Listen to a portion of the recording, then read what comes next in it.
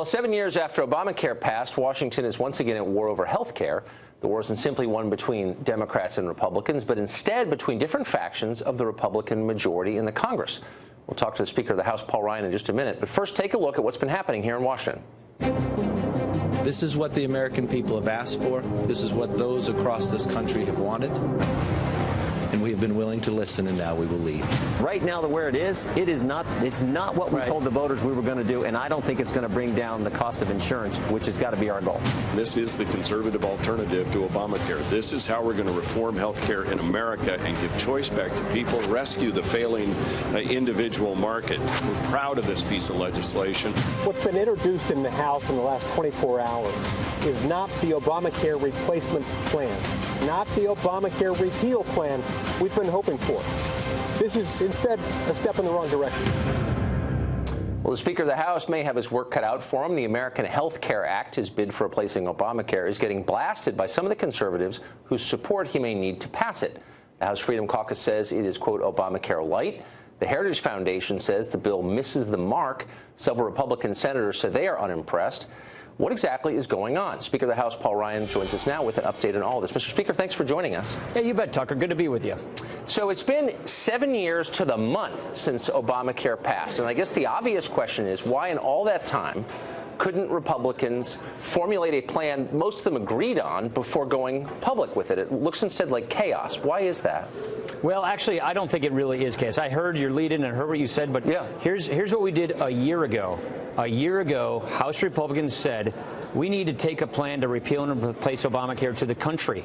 We spent a year working on this plan. All House Republicans participated in this. We had these working groups where anybody who had an idea brought it to the table. Right. And then we reached consensus as conservatives, as Republicans, on what that plan looked like.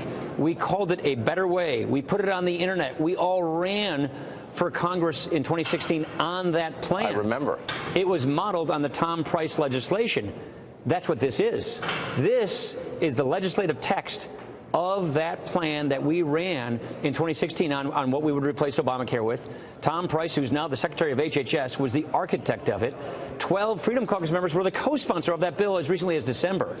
So we are going through what I would call the sort of typical growing pains from being an opposition party fighting Barack Obama and Nancy Pelosi and Harry Reid to a governing party. And now we're translating that legislation, that plan, into a bill. Look, I'm really excited. Here's why I'm excited. Wait, may I just ask you just really quick? Yeah, go ahead. So go ahead. You rolled it out yesterday. You said you've been working on this for a year with some, with precise terms and everything. When you rolled it out, you must have known that lots of members of the Freedom Caucus and the Heritage Foundation and a bunch of Republican senators were going to start barking about it. Why not wait until everyone's on board with the version before rolling it out? Well, like I said, all these folks helped pass this.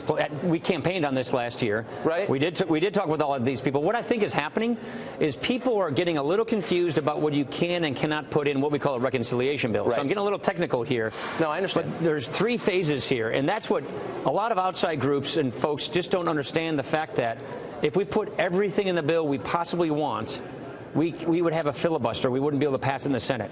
So this bill, which is the first phase of a 3-phase plan, is what we can pass without a filibuster in a budget bill.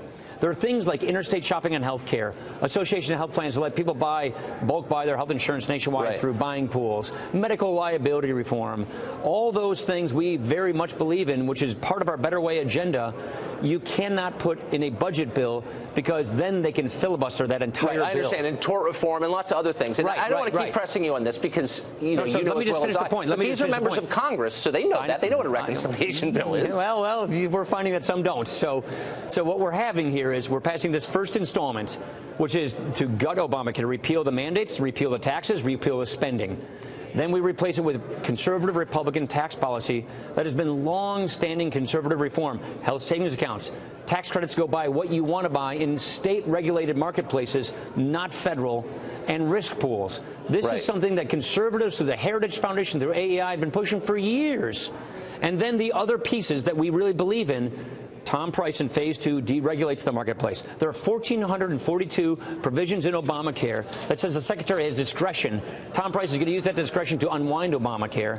And then Phase 3 pass those other bills we very much believe in, like shopping across state lines, like medical liability reform. Right. Those things will pass here in the House because it only takes a majority. We're going to send it to the Senate. We're going to put pressure on the Senate to pass it, but they can't filibuster that. Okay, so here's the problem right here, Tucker. Okay. It took me like 7 sentences to explain all of that, and it's that confusion that I think is surrounding this issue. But the point here is we are keeping our promises. We're excited about this. We're taking one entitlement, we're defederalizing it, and we're capping it. The other entitlement, we're repealing it and replacing it with Republican conservative tax policy. This is nothing but a win for conservatives. Well, okay, so let's get to the tax policy. So as I understand it, and I'm just reading this, so I may have it wrong, but there's an investment tax in here, the net investment income tax. And as far as I know, it only kicks in on couples making over $250,000 a year. So it's a tax on wealthy investors, and you're eliminating it. In a health 3.8% tax. Yeah, that's exactly right. So I guess my question is, looking at the last election, was the message of that election really, we need to help investors? I mean, the Dow is over 20,000. Are they really the group that needs the help? This was a tax on capital income, which is bad for economic growth. It's basically a capital gains tax increase, effectively, to finance Obamacare. We're undoing Obamacare, so we're not going to keep Obamacare taxes in place.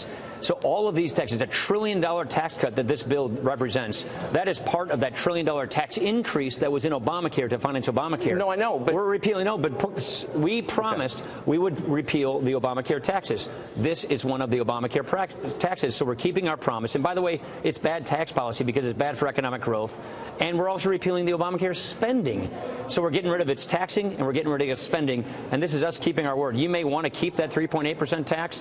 We're not going to keep it because it was part of Obamacare. Well, but lots of things are part of Obamacare that you just said a minute ago you're not doing anything about because you can't under only reconciliation. Because of you don't have to meet. That's right, but you just said that you don't have to meet every promise in this first round.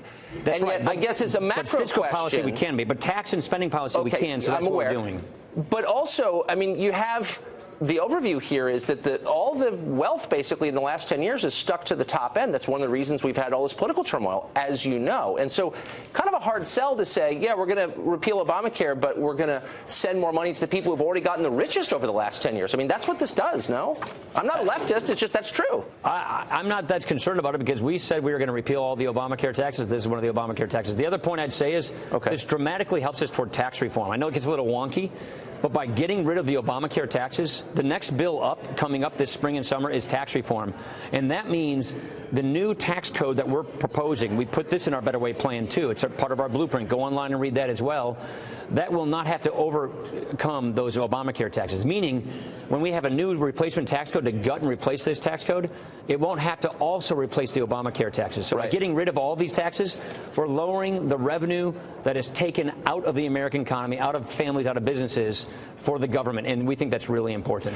So tell me, the individual mandate was the thing that most people dislike the most, I think, about Obamacare. Right. And I just want to make sure I understand this. So that's gone, but there's going to be a cost for late enrollment, and it's going to be, if I'm reading this right, 30% surcharge on the annual premium. So if a plan costs, say, $5,000 a year, that means you have to pay just an extra $1,500 a year to pay the penalty. Yeah, so let me explain why that is. So why wouldn't I just wait till I get sick to buy insurance? No, how is that going to work? That's the point. That's why we're tightening the enrollment period. We're having continuous coverage, and that's why Tom Price already put out a regulation saying we're not going to have an open enrollment period for a year. One of the reasons why Obamacare is collapsing and it's crashing and its prices are so high is because they had an open enrollment plan time for a year, which is exactly what you're saying is what is happening now. What we're trying to do is prevent that from happening so we can drop the price of health insurance. You can't just say to somebody, wait until you get sick, then buy the health care. If you do that, then the health care gets really expensive. That's what's happening now. This tightens that up so that we can drop the cost of health care. But gives people a do-over. Gives it, look, if you want to go from this plan to the next plan, by the way, in the employer market, they already have these rights. So what we're basically trying to do here, Tucker, is equalize the treatment and the fairness between people who get health care from jobs and people who don't. People who get health care from their work, they can move from plan to plan without any penalty. We want to just give people in the individual market, guys working $10, $15 an hour jobs that don't get health care at it, we want them to be able to be successful. We want them to be able to have the same kind of tax treatment everybody else gets so that they can get affordable care. This does that. So what are you going to do about emergency Medicaid, which is a huge cost for the states? Billions a year are spent. It's 100% goes to illegal aliens, as you know. Journal of the American Medical Association. 99% of this money goes to illegals, mostly to bear children at public expense in U.S. hospitals. And again, it's a big problem. Why isn't that defunded in this?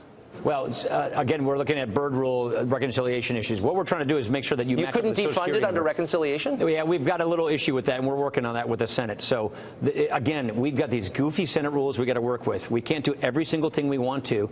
We would do all of these things if we could without getting a filibuster, but we don't want to jeopardize this bill and make it subject to a filibuster, which means we can't do anything.